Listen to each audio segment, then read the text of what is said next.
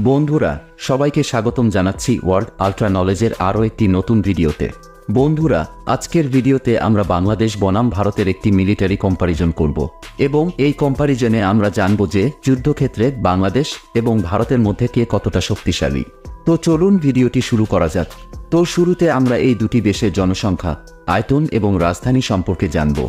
বাংলাদেশের মোট আয়তন হচ্ছে 1,48,460 বর্গ কিলোমিটার।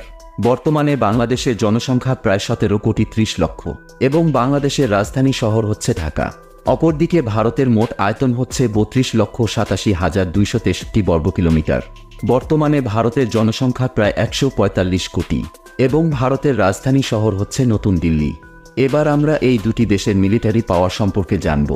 বাংলাদেশ সেনাবাহিনী প্রতিষ্ঠিত হয় 1971 সালে। অপরদিকে ভারতের সেনাবাহিনী প্রতিষ্ঠিত হয় 1895 সালে। গ্লোবাল ফায়ার পাওয়ার 2024 সালের তথ্য অনুযায়ী বাংলাদেশ হচ্ছে বর্তমান পৃথিবীর 37তম শক্তিশালী দেশ। অপরদিকে ভারত হচ্ছে বর্তমান পৃথিবীর 4র্থতম শক্তিশালী দেশ। বর্তমানে বাংলাদেশের সামরিক বাজেট প্রায় 7 বিলিয়ন মার্কিন ডলার এবং অপরদিকে বর্তমানে ভারতের সামরিক বাজেট প্রায় 74 বিলিয়ন মার্কিন ডলার। বর্তমানে বাংলাদেশের হাতে মোট অ্যাক্টিভ সৈন্য রয়েছে 1,63,000, কিন্তু নেই কোনো রিজার্ভ সৈন্য। তবে প্যারা মিলিটারি সৈন্য রয়েছে প্রায় 68 লক্ষ, যা পৃথিবীর মধ্যে সবথেকে বেশি।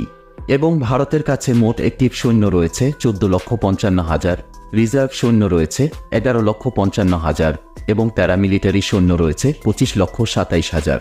বর্তমানে বাংলাদেশ সেনাবাহিনীতে মোট যুদ্ধ ট্যাঙ্ক রয়েছে 320টি, আর্মোরেড ভেহিকলস রয়েছে 13,100টি, সেলফ আর্টিলারি রয়েছে 27টি, টাউড আর্টিলারি রয়েছে 437টি এবং রকেট প্রজেক্টর রয়েছে 71টি। অপরদিকে ভারতের কাছে মোট যুদ্ধ ট্যাঙ্ক রয়েছে 4,614টি, আর্মোরেড ভেহিকলস রয়েছে 1,51,248টি, সেলফ আর্টিলারি রয়েছে 140টি, টাউড আর্টিলারি রয়েছে 3,243টি এবং রকেট প্রজেক্টর রয়েছে 702টি। এবার আমরা এই দুই দেশের বিমান বাহিনী সম্পর্কে জানব।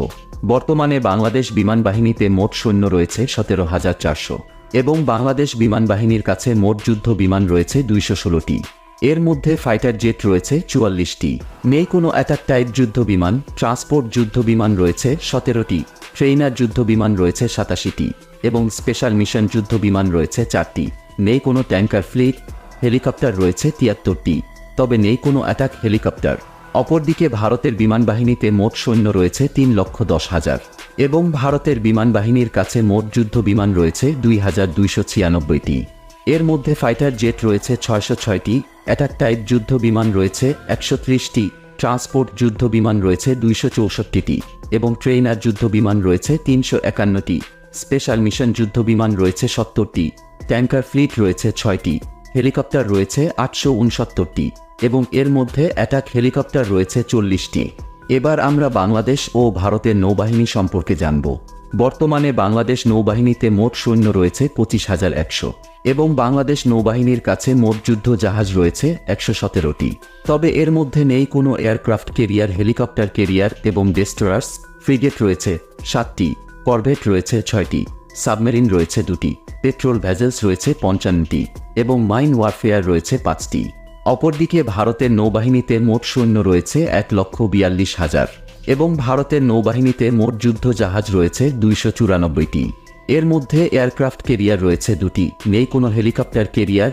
ডেস্ট্রয়ার্স রয়েছে 12টি, ফ্রিগেট রয়েছে 12টি, করভেট রয়েছে 18টি, সাবমেরিন রয়েছে 18টি, পেট্রোল ভেসেলস রয়েছে 137টি, তবে নেই কোনো মাইন ওয়ারফেয়ার।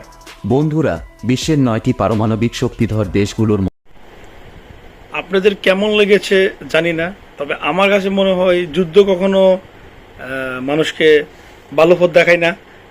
যুদ্ধে সাধারণ মানুষ মারা যায়, যারা যুদ্ধ লাগায় তারা কিন্তু আসলে মাঠে থাকে না, মাঠে থাকে সাধারণ জনগণ, সাধারণ মানুষ।